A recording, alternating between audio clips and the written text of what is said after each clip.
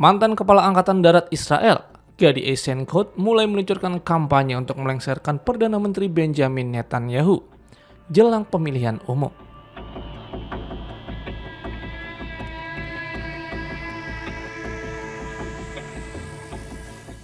Empat bulan sebelum pemilihan digelar, Eisenkot memulai kampanye yang tendensius dan berupaya menggeser posisi Netanyahu.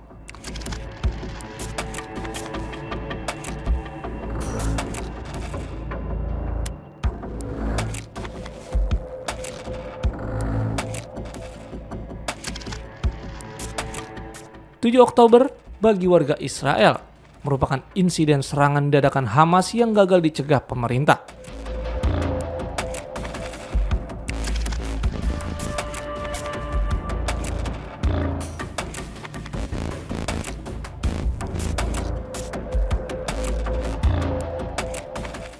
Netanyahu membalasnya dengan meluncurkan agresi brutal ke jalur Gaza Palestina dan membuat Timur Tengah membara. Eisenkot mengatakan Israel perlu menulis ulang sejarah dengan lebih baik. Dia juga yakin di bawah kepemimpinannya nanti, negara ini akan menang melawan musuh-musuhnya.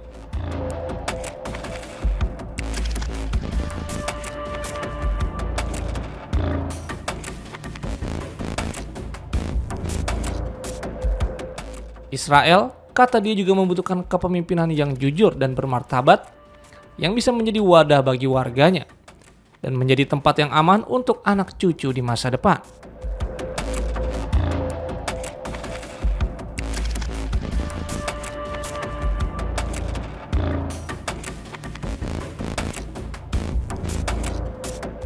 Eisenkot dan partainya Yasar menuai popularitas berkat kritik tajam dia ke Netanyahu, terutama soal kebijakan terkait jalur Gaza.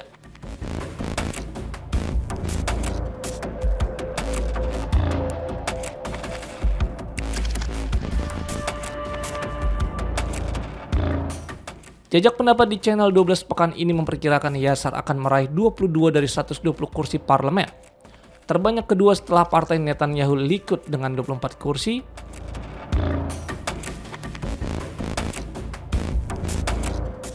Nama Eisenkot mulai dikenal publik Israel usai anaknya Gal dan dua keponakannya tewas dalam pertempuran di jalur Gaza.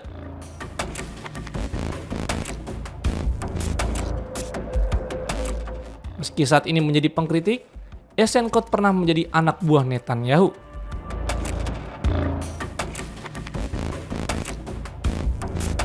Dia tercatat sempat duduk di kursi kabinet perang pada Oktober 2024 hingga mengundurkan diri pada Juni 2025.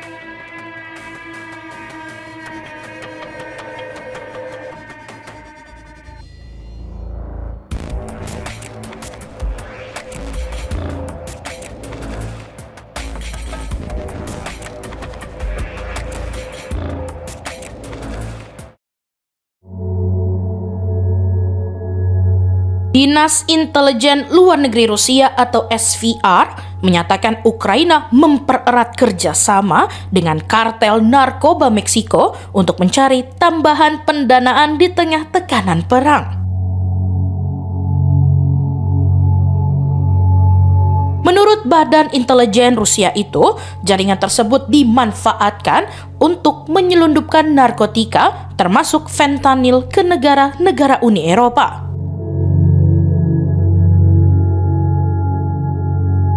Dikutip dari Russia Today, SVR mengatakan aparat keamanan Ukraina membiarkan jalur penyelundupan narkoba dari Amerika Latin menuju Eropa tetap berjalan.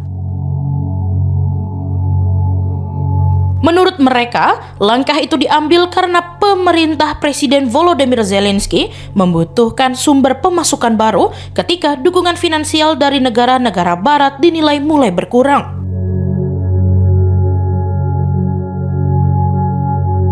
SVR juga menyebut kerjasama tersebut tidak hanya berkaitan dengan perdagangan narkotika. Badan Intelijen Rusia itu mengatakan jaringan kartel turut dimanfaatkan untuk membantu perekrutan tentara bayaran. Sementara kelompok kriminal dari Amerika Latin disebut mulai melirik pasar gelap senjata yang berkembang selama perang di Ukraina.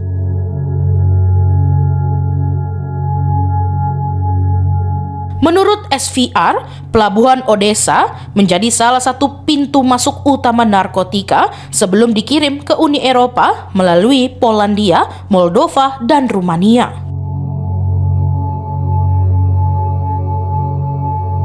Rusia menilai lemahnya pengawasan di perbatasan dan bea cukai membuat jalur tersebut semakin menarik bagi jaringan penyelundupan internasional. Di sisi lain, laporan Badan Narkotika Uni Eropa dan Europol pada 2024 memang menyebut Ukraina telah lama menjadi salah satu jalur transit narkoba menuju Uni Eropa, termasuk heroin yang dikirim melalui rute Asia Tengah dan kawasan Kaukasus.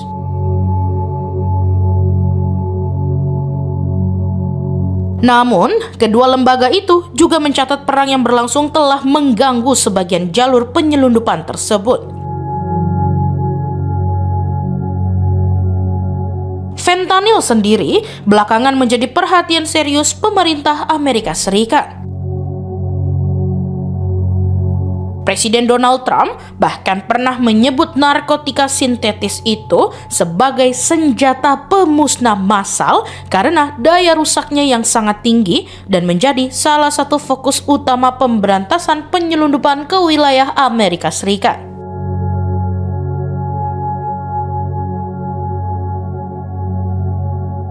Laporan harian Meksiko, Milenio, pada September 2025 juga menyebut kartel generasi baru Jalisco atau Jalisco New Generation Cartel mengirim sejumlah anggotanya ke Ukraina untuk mempelajari penggunaan drone tempur.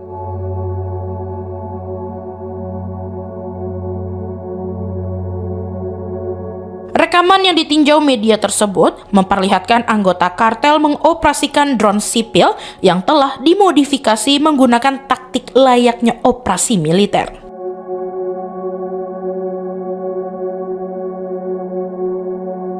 Sejauh ini, pernyataan mengenai dugaan kerjasama antara Rusia dan kartel narkoba Meksiko masih berasal dari Dinas Intelijen Luar Negeri Rusia.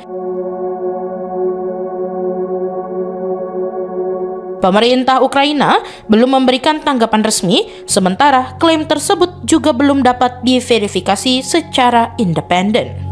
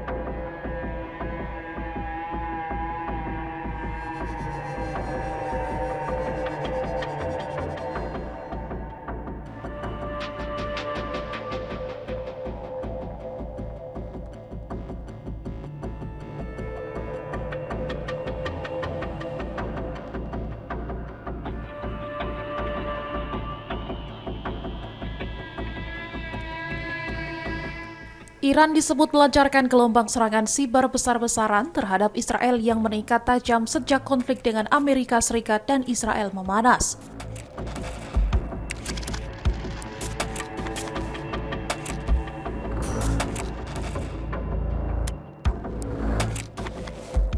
Direktur Jenderal Direktorat Siber Nasional Israel Yossi Karadi mengeklaim jumlah serangan siber meningkat hingga 3 kali lipat dalam setahun.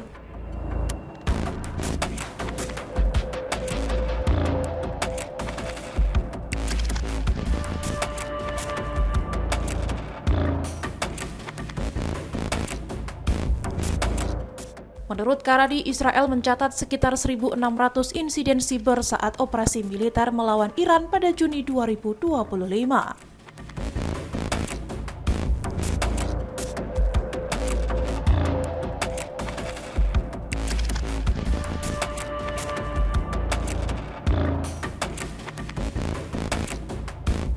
Pada Juni 2025, jumlah serangan tersebut disebut melonjak menjadi sekitar 4.800 insiden yang menargetkan berbagai sektor di Israel.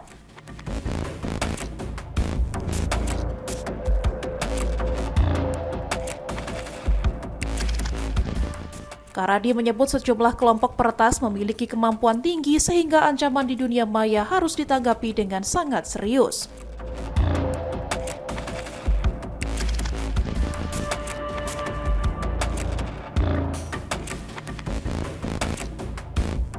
Serangan itu diklaim menyasar infrastruktur penting, lembaga pusat, perusahaan kecil dan menengah hingga masyarakat umum di Israel. Kantor hukum dan firma akuntansi disebut menjadi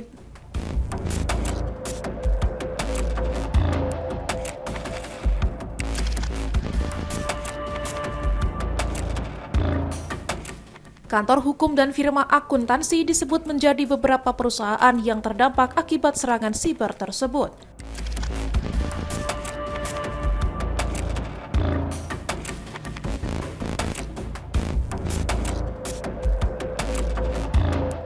Israel mengeklaim sejauh ini seluruh serangan terhadap infrastruktur penting masih berhasil digagalkan oleh sistem pertahanan sibernya.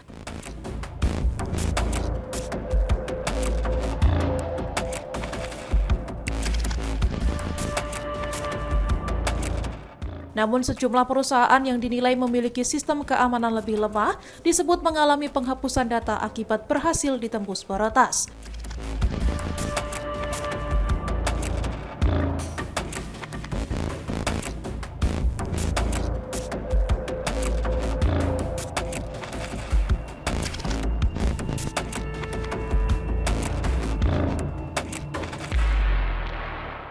Sementara itu, Iran selama ini membantah melakukan kampanye peretasan terhadap negara lain dan justru menuding Israel berada di balik sejumlah serangan siber yang pernah mengguncang negaranya.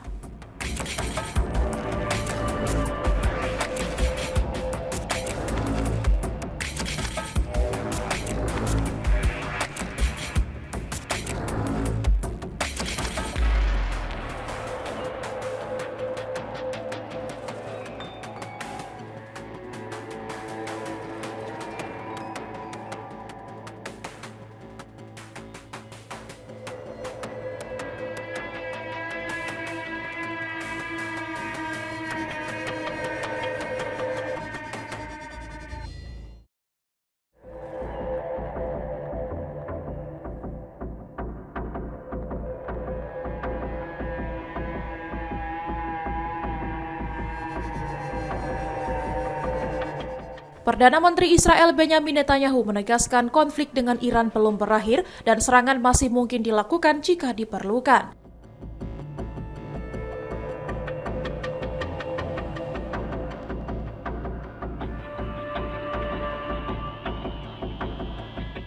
Netanyahu menyatakan Israel akan terus berupaya mencegah Iran memiliki senjata nuklir demi menjaga keamanan negaranya.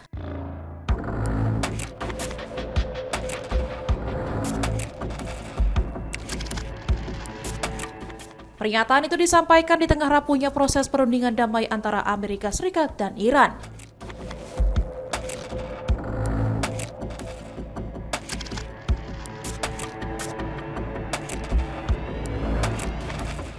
Ketegangan kedua negara kembali meningkat setelah aksi saling serang yang terjadi di kawasan Selat Hormuz.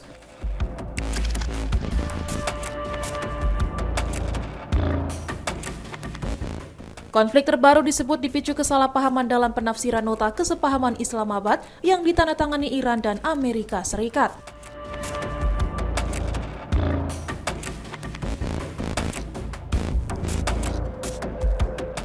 Kesepakatan tersebut memuat rencana penghentian permusuhan, pencabutan sanksi, pembukaan Selat Hormuz, serta pengaturan keamanan kawasan.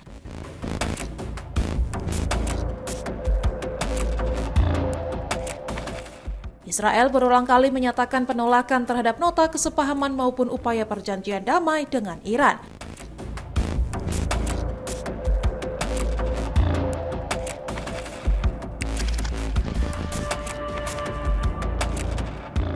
Sebelumnya, Menteri Pertahanan Israel Israel Katz mengatakan militernya siap kembali berperang jika Iran meluncurkan rudal ke wilayah Israel.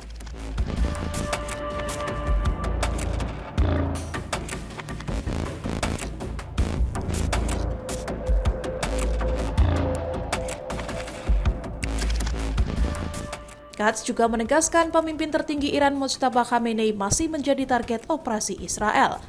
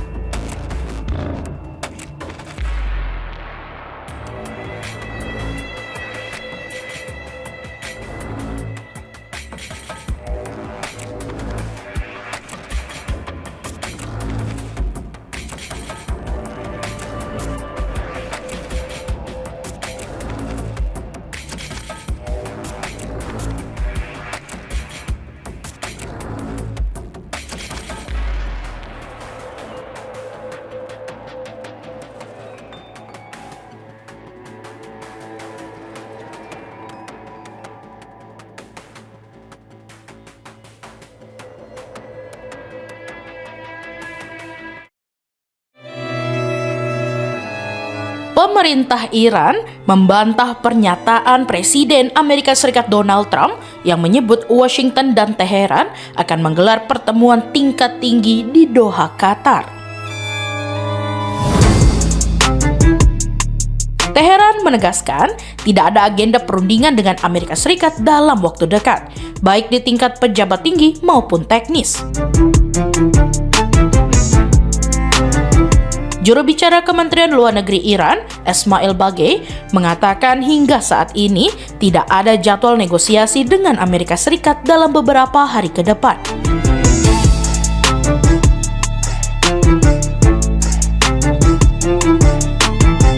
Menurutnya, kunjungan delegasi Iran ke Doha hanya bertujuan menindaklanjuti pelaksanaan nota kesepahaman atau MOU yang sebelumnya disepakati kedua negara untuk mengakhiri konflik.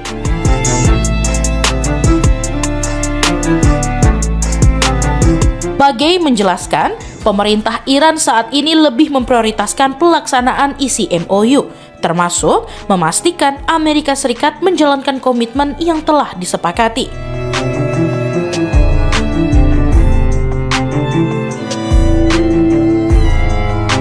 Salah satunya berkaitan dengan penerbitan izin penjualan minyak Iran sesuai ketentuan dalam perjanjian tersebut.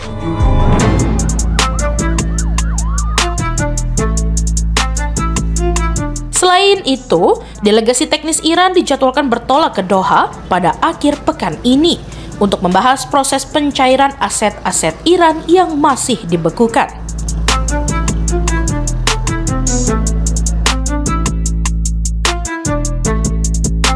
Teheran menegaskan pembahasan itu tidak berkaitan dengan perundingan politik maupun negosiasi baru dengan Washington.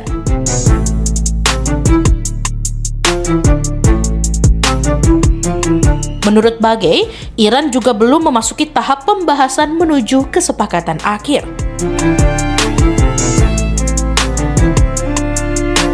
Proses tersebut, kata dia, baru bisa dilakukan apabila seluruh poin dalam MOU, termasuk pencairan aset Iran, telah dijalankan secara berkelanjutan.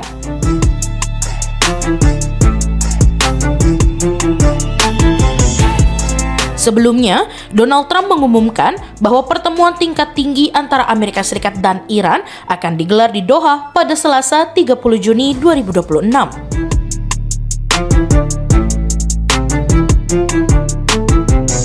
Trump bahkan menyebut permintaan pertemuan itu datang dari pihak Iran.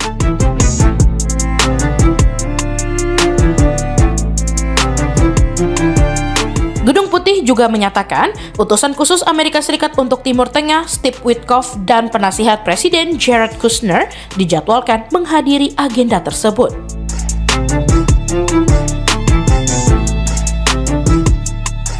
Namun, Iran kembali menegaskan kunjungan delegasinya ke Qatar tidak memiliki kaitan dengan pertemuan bersama pejabat Amerika Serikat. Hingga kini, Teheran tetap menyatakan belum ada agenda negosiasi dengan Washington dalam waktu dekat.